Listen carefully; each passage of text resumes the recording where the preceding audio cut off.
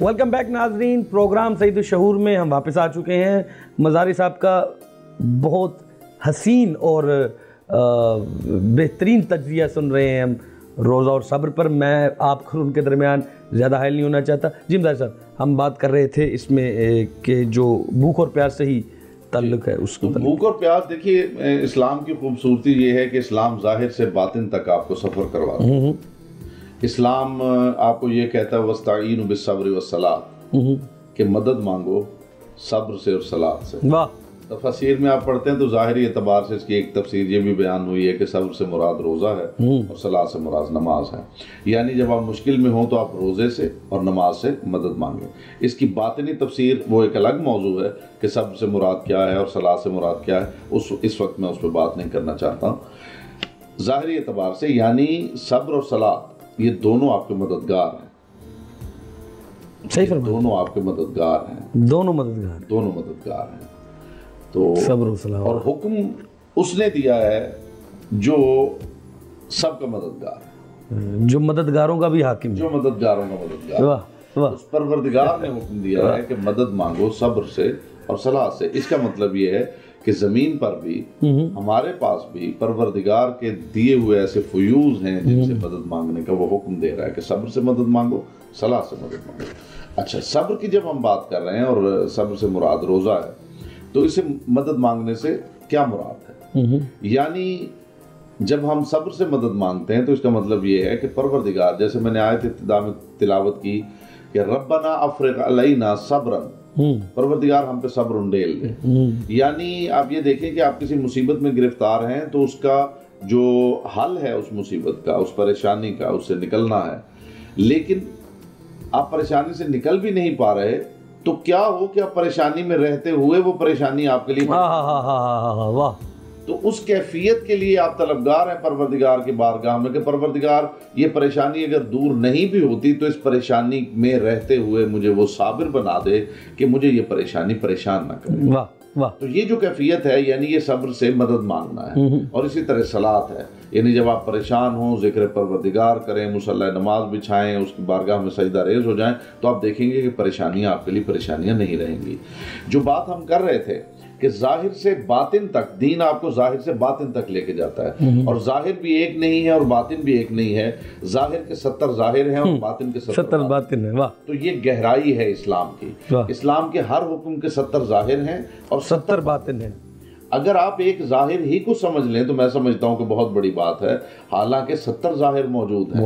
ظاہر کا ظاہر موجود ہے، پھر اس کا ظاہر موجود ہے، اور اگر آپ باطن کی طرف محو سفر ہوں تو پھر ایک باطن ہے، پھر دو باطن ہے۔ تو صبر کی جب ہم بات کرتے ہیں تو ہم بھوک پیاس سے لے کر ان حالات پہ صبر، حالات کے بعد ان کیفیات پہ صبر، وہ پریشانیاں، وہ کیفیات جو ہم باہر سے فیس کرتے ہیں، اور وہ کیفیات جو ہمارے اندر سے اٹھ رہی ہیں۔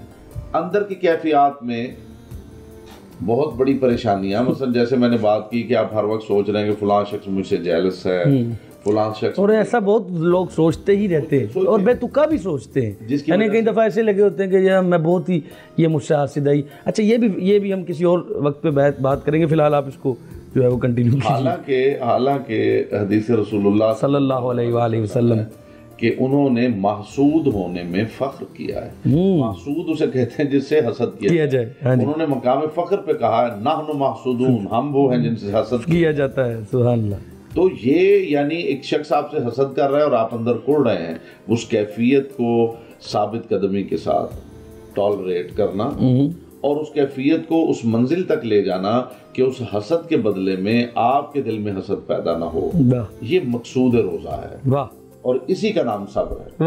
اور اس کی جو آؤٹ کم ہے، جیسے آپ نے بات کی کہ صبر کا جو نتیجہ ہے، صبر کا نتیجہ انکساری ہے، صبر کا نتیجہ عجز ہے، اور جب کوئی انسان دوسرے انسان کے سامنے انکساری اور عجز کا اظہار کرنا سیکھ جاتا ہے تو تکبر ختم ہو جاتا ہے۔ مقصد نماز بھی یہی تھا کہ لوگوں کے ذہنوں میں تکبر ختم ہو، اور شرمندگی کی بات یہ ہے سلمان، میں اسی بات کو سوچتا ہوں کہ جس نماز کو اس پروردگار نے تکبر ختم کرنے کے لیے رکھا تھا. وہی رونیت کی مثال بڑی بات ہے کہ اسی نماز کی وجہ سے انسان تکبر کرنے لگے. بلکہ جو پڑھ رہے ہوتے ہیں نماز, اچھا یہ کافی آپ نے نماز کی بات چھیڑی تو میں نے یہ چیز دیکھی کہ کئی لوگ ہوتے ہیں جو نماز پڑھ رہے ہوتے ہیں نا مسلسل, اور 5 وقت کی نماز پڑھتے ہیں, چھوڑتے بھی نہیں ہیں.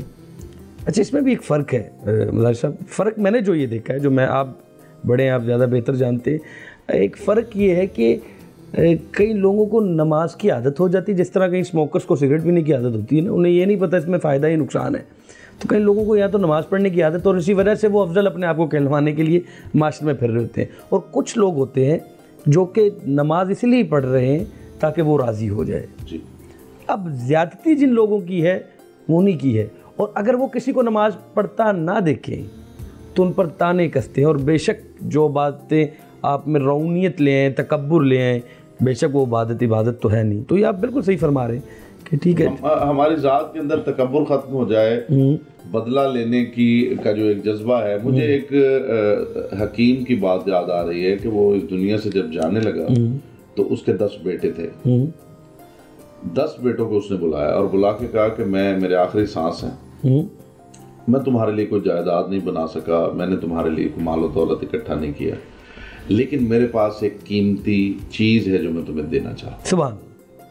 تو بچے ہمتن گوش تھے کہ کون سی ایسی قیمتی چیز ہے. تو اس حکیم نے کہا کہ وہ قیمتی چیز یہ ہے کہ زندگی میں جب بھی تمہیں کوئی ایسی بات کرے جس کے نتیجے میں تمہیں غصہ آئے تو اسے جواب میں صرف تم نے یہ کہنا ہے کہ میں اس کا جواب کل دوں گا. جواب کل دوں گا. یہ بات کرنے کے بعد اس شخص نے آنکھیں بند کر لیں اور دنیا سے چلا گیا. اب اس کے بچے جب بڑے ہوئے اور انہوں نے ایک دوسرے سے گفتگو کی کہ ہمارے باپ نے ہمیں یہ کہا تھا, اب وہ اس حکمت کو سمجھے نہیں, لیکن انہوں نے اس کے اوپر عمل کرنا شروع کر دیا کہ جب بھی کوئی بندہ ایسی بات کرتا تھا جس سے انہیں غصہ آتا تھا تو وہ کہتے تھے میں تمہیں کل جواب دوں گا. اور انہوں نے بار بار یہ دیکھا کہ جب وہ دوسرے دن جواب دے رہے تھے تو اس وقت ان کے اندر غصہ نہیں تھا, یعنی وہ صرف جواب ہی تھا, وہ صرف جواب تھا, اس کے اندر غصہ نہیں تھا. یعنی اس صاحب حکمت نے اپنے بچوں کو یہ تعلیم کیا کہ اگر تم غصے میں تھوڑا سا ڈیلے پیدا کر دو گے تو تمہارا غصہ آٹومیٹکلی ختم ہو جائے گا. یہی ہے اصل میں مفہوم صبر ہے. صبر کا مطلب یہ ہے غصے کو برداشت کر لینا. یس, جس کیفیت سے آپ گزر رہے ہیں, جس پریشانی سے آپ گزر رہے ہیں, آپ کا جی چاہتا ہے کہ میں ابھی اس کا جواب دوں. اگر آپ اس جواب میں تھوڑا ڈیلے پیدا کر لیں تو آپ دیکھیں گے کہ اگلی دفعہ جب آپ جواب دیں گے تو وہ ایک حسین جواب ہوگا, اس کے اندر غصے کا کوئی پہلو نہیں. بالکل, کیونکہ آپ نے غصے کو تو مار ہی دیا نا, مار ہی دیا اس کو, یعنی ڈیلے دے کے, غصے کو ڈیلے دے کے یہ آپ نے ختم کر دیا. ظاہری بات ہے, یہی ہم روزے میں بھی کرتے ہیں کہ جو پہلے روزہ رکھ رہا ہے بندہ, شروع میں اس کو پہلا روزہ رکھا تو وہ پیاس لگی, لیکن اس کے بعد جب وہ ایک عادی ہو جاتا ہے اسے روزے میں لذت محسوس ہونے لگتی. وہ صبر کی بھی لذت ہے, وہ روزے کی بھی لذت ہے, اور وہ خدا کی طرف سے عنایت کردہ بھی لذت ہے. اور اس لذت کے ماحول میں ناظرین ہم یہ چیزیں آپ تک پہنچانا چاہ رہے ہیں کہ صبر کا دامن مت چھوڑیے, کیونکہ جتنی صبر میں لذت ہے شاید ہی اللہ نے کوئی ایسی چیز دنیا میں رکھی ہے کہ جس میں اتنی لذت موجود ہو. کیونکہ وہ خدا تعالیٰ فرماتا ہے کہ میں تمہارے ساتھ کھانے میں شامل نہیں ہوں, میں تو کسی چیز میں شامل بھی نہیں ہوں, اور کسی چیز میں تمہارے ساتھ بھی نہیں ہوں. ہاں ہوں ساتھ, لیکن ویسے ساتھ نہیں ہوں, لیکن صبر کرنے والوں کے ساتھ ہوں میں.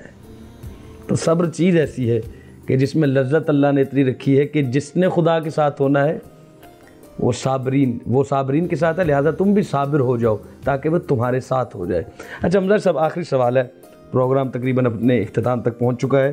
آپ ہمیشہ ایسی گفتگو کرتے ہیں کہ بیچ میں ایک چیز, ایک وہ جو لذت ہے جو ایک ہے نا, اس لفظ کو کس طرح ادا کروں گا میں, کہ ایک تھوڑی سی گنجائش رہ جاتی ہے کہ کاش وقت ہوتا, اور جو ہے میں اگلی دفعہ کوشش کروں گا کہ میں کم بات کروں تاکہ میں آپ کو زیادہ موقع دوں اور آپ ناظرین تک زیادہ. اچھا, یہ ثمرات صبر جو ہیں, جب انسان نے روزہ رکھا ہے اور ثمرات صبر ہیں, وہ کیا پیدا ہوتے ہیں, وہ کیا دیکھتے ہیں؟ مثلا روزہ رکھا ہے, صبر کیا اس نے, اب کیا ثمرات کیا ملیں گے اسے؟ دیکھیے, صبر کے ثمرات میں پہلا ثمر جو ہے وہ صابر کی ذات ہی کو مل جاتا ہے. یعنی کچھ دیر گزرنے کے بعد ایک بچہ اور ایک نوجوان اور ایک بزرگ, ان سب میں جو ذہنی اعتبار سے ڈفرنس ہے, جو فرق ہے, ایک نوجوان अगर गाड़ी चलाएगा तो वो तेज चलाएगा।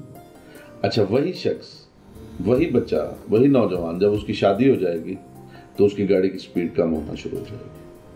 अच्छा, वही अगर बुजुर्ग हो जाए तो और ज़्यादा मुहतात हो जाएगा। अब असल में हो क्या रहा है? हो ये रहा है कि बचपन से जवानी और जवानी से बुजुर्गी तक ये जो फ़र्क आ रहा है, जो स्पीड में कमी आ रही है, असल में वो अपनी कीमत को महसूस करने लगा है। जैसे जैसे आप सब्र करते हैं, जैसे जैसे आप बर्दाश्त करते हैं, जो पहला समर है वो साबिर को मिलता है कि साबिर को अपनी ज़ात की कीमत का इदराक होने लगता है। सुभान अल्लाह। साबिर का वो टेस्ट डेवलप होता है जो पहले डेवलप नहीं हुआ था।